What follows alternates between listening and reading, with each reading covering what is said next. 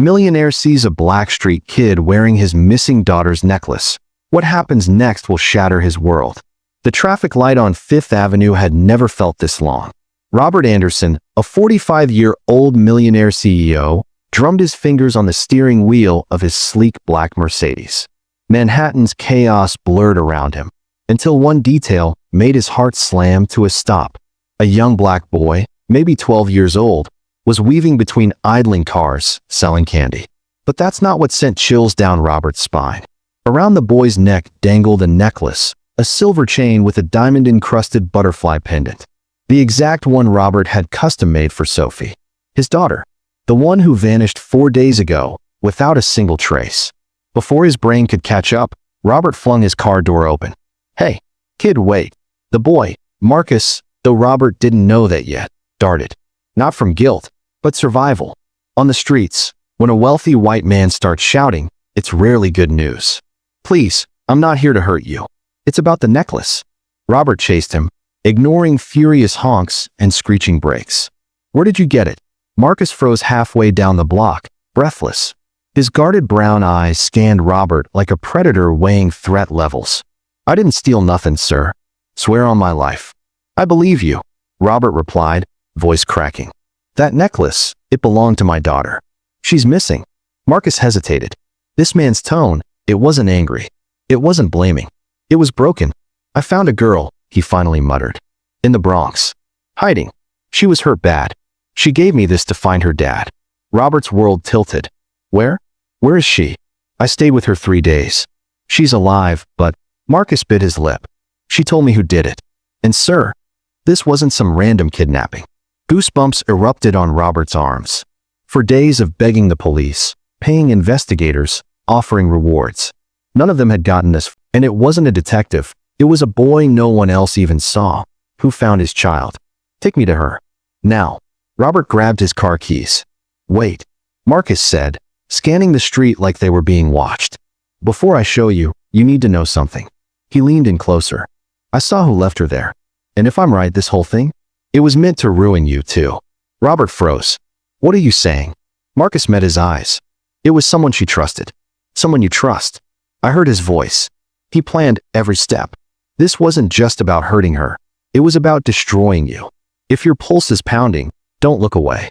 Because what Marcus reveals next will twist your stomach and crack your heart. And the revenge they plot together?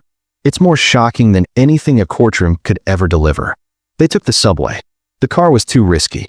"She's scared," Marcus warned during the ride. "Don't yell when you see her. Don't cry. Just let her feel safe." During the 40-minute trip, Marcus revealed details that made Robert's insides curl. Sophie had been holed up in an abandoned building, dehydrated, wrists bruised like she'd been tied down. But one thing chilled Robert more than anything. She had whispered one name over and over through tears: Uncle David. David Mitchell, Robert's best friend for 20 years. Sophie's godfather. The man who stood beside them after her mother died. The same David who had recently pushed Robert to hire private security, claiming he had a bad feeling. "There," Marcus said, pointing at a graffitied red brick building. "She's in the basement. I got her snacks and water, but she's barely eating." Robert raced down the stairs, heart hammering. And then, he saw her. Sophie, 9 years old, curled on a stained mattress, gripping a teddy bear Robert had never seen. "Daddy." Her voice was raw, her eyes hollowed with trauma far too old for her age. Robert knelt beside her, pulling her into his arms like porcelain. "I've got you, sweetheart. You're safe now." But even as he held her, questions battered his mind. Why had David known to suggest security now? Why had he insisted not to involve police? And what kind of monster does this to a child? "Daddy," Sophie whispered. "Uncle David said it was a game. He said you knew." Then I heard him yelling on the phone about money and contracts. "He said, if I told anyone, something would happen to you." Marcus stepped forward, eyes dark. "There's more. She told me about your company. Uncle David was transferring money, signing documents, while you were distracted, looking for her." Robert's blood went cold. In the last 3 days, he had trusted David to oversee company affairs, gave him access to accounts, legal papers, clients. Had David used his absence to gut the business? "I heard him on the phone once," Marcus added. "He said," and I quote, When Robert sees what's left of his empire, his daughter's pain will look like mercy. And then he laughed. Sir, he laughed. Robert clenched his jaw, rage blooming. 20 years of friendship. David had held Sophie as a baby, had cried with Robert at his wife's funeral, had sat in their home. Now Robert understood why David had said, "Let's wait a few hours before calling the police." He needed time to finish the job. But Marcus wasn't done. You need to hear this. Yesterday morning, I saw David near the building, talking to two men in suits. He paused. One of them was that politician, the one always preaching family values on TV. Robert staggered. This wasn't just betrayal. It was a full-blown conspiracy, one aimed straight at a grieving father's blind spots. But as he looked down at Sophie, and at Marcus, the street kid no one noticed, but who had saved his family, something shifted inside him. The pain turned into steel. "Marcus," he whispered, "do you want to help me burn them to the ground?" The boy nodded. "Then we're going to play smarter than they ever imagined.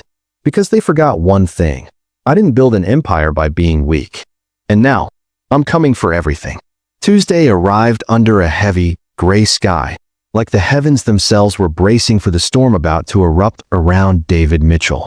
At exactly 2 p.m., he strutted into the upscale East Side Italian restaurant in a $3,000 suit, exuding the arrogance of a man convinced he'd just pulled off the crime of the century. Marcus sat quietly at a corner table, dressed like a delivery boy, invisible, just like they'd planned.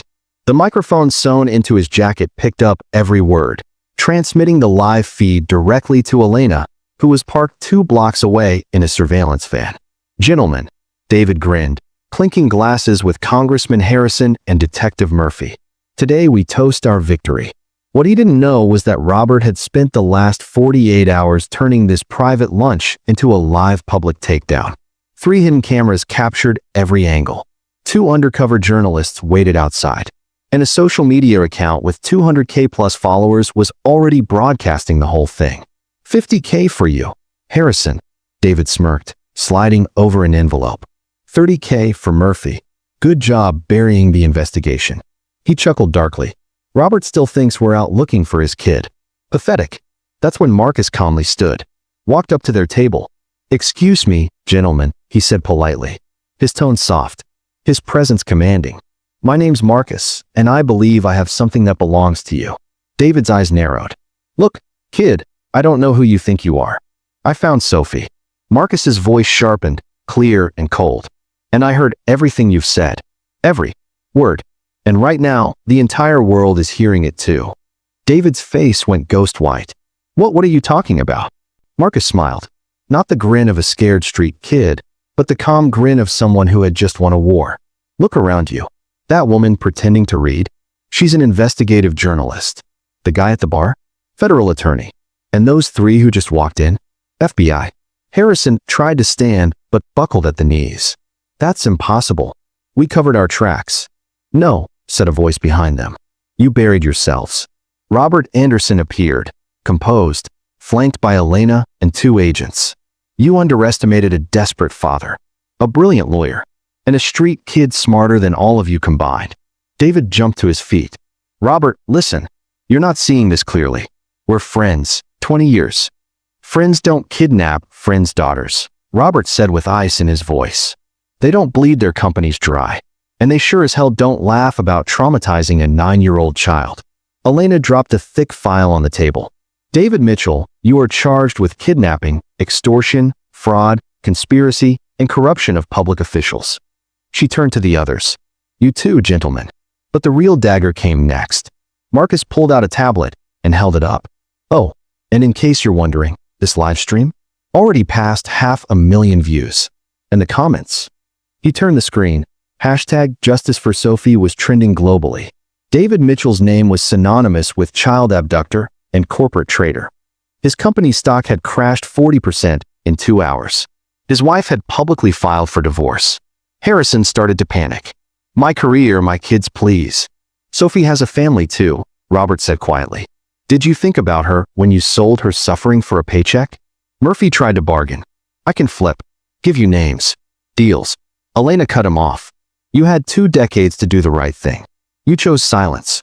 You don't get to be a hero now." As handcuffs clicked, David turned one last time. Robert, please. You were best man at my wedding. This can't be how we end. Robert's stare was steel. You're right. It won't end like this, he paused. It'll end with full justice. And then, the final hammer. Elena pulled out one more document. David, remember that transfer where you used your personal account as a bridge? That wasn't just embezzlement. That was tax evasion. She smirked. The IRS wants a word. You owe $2 million in back taxes, and that's just the start. In that moment, David Mitchell realized his fall wasn't just public, it was permanent. Not just jail, but total ruin. A ruined marriage, children who erased his name, a bankrupt legacy, and worst of all, the realization that two people he saw as weak had outplayed him completely. As he was let out, Robert wrapped an arm around Marcus.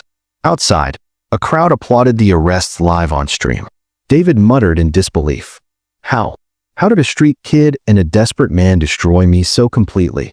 He would never understand the answer. They didn't underestimate anyone. He underestimated everyone. And in this game of corruption and control, those who underestimate always lose. 6 months later, Robert sat in his new firm's office, Anderson and Associates. Through the window, Manhattan looked different. Not just profitable, purposeful. Marcus, now 13 and dressed in the crisp uniform of St. Andrew's Prep, walked in holding reports. Mr. Robert, the foundation got 250 more kids off the street this quarter. The Marcus and Sophie Foundation, funded with recovered money from David's crimes, was now a national model for child protection. Sophie, now 10, had insisted on sharing Marcus's name. He saved me first, she told the court, simply. Elena, now a partner in both the firm and Robert's life, entered holding news updates. David got 25 years, no parole, she said. Harrison lost re-election in the biggest defeat in state history. Murphy, she smiled, serving drinks in Nevada. But the biggest impact wasn't in courtrooms. The live arrest video reached 50 million views. Hashtag never underestimate sparked a global movement. Dozens of corruption cases were exposed as everyday people began to believe they, too, could fight injustice. Robert looked at the framed photo on his desk. Him, Marcus, and Sophie on the day of the adoption. Marcus had kept his last name. I want to remember where I came from, he said. But I also want to know I belong somewhere. One day, as they picked up Sophie from school, she asked softly, Dad, have you forgiven Uncle David? Robert paused. Forgiving isn't forgetting, sweetheart. It's choosing not to let someone's hate define your life. He chose destruction. We chose better. Marcus nodded. On the streets, you learn the difference. Revenge is about pain. Justice is about preventing more pain. Sophie smiled. And building something stronger, right? Exactly. Robert's new company only hired people society ignored. Homeless, ex-cons, immigrants, disabled workers. Productivity soared. Turnover dropped. Marcus began speaking at schools. You are not invisible, he told crowds. You're underestimated. And that's your superpower. That night over dinner, Robert got a call. The governor wanted to expand Marcus's reintegration program statewide. As Robert hung up, he looked at Sophie and Marcus. Two kids society tried to discard, now changing the world. You know what's funny? Sophie said, playing with her butterfly necklace. Uncle David thought he knew you, but he only knew who you pretended to be. Marcus laughed. Like chess. You make them think they're winning until they've already lost. Meanwhile, in a cold prison 400 miles away, David Mitchell read about Robert's success for the 1000th time. His wife had remarried. His children changed their names. His empire had been sold, but what haunted him most wasn't the loss. It was knowing that Robert and Marcus had built something greater than he ever could. While he schemed from envy, they rose with love. That night, Robert closed his laptop. Sophie's drawings covered the table. Elena stood beside him. Marcus peeked in. Mr. Robert, can I ask something? Always. Do you think this all would have happened if Uncle David wasn't so greedy? Robert thought. Maybe not. But sometimes, the worst people reveal the best parts of us. David tried to break a family. He built a stronger one. He tried to steal a future. He gave a boy a home. He tried to destroy a man. He exposed a hero. The real victory wasn't watching David fall. It was watching Sophie laugh again. Watching Marcus lead. And seeing thousands of families find hope. Because in the end, The greatest revenge is rising so high, your enemies become irrelevant. Did this story move you? A millionaire thought he had all the power, until a street kid exposed the truth live to the world. This wasn't just justice. It was redemption, revenge, and rebuilding lives from the ruins of betrayal. If this story broke your heart and gave you hope, backhand index pointing down, tell us in the comments. Was this justice or something more? And don't forget to subscribe for more true stories where the underestimated rise and the corrupt fall.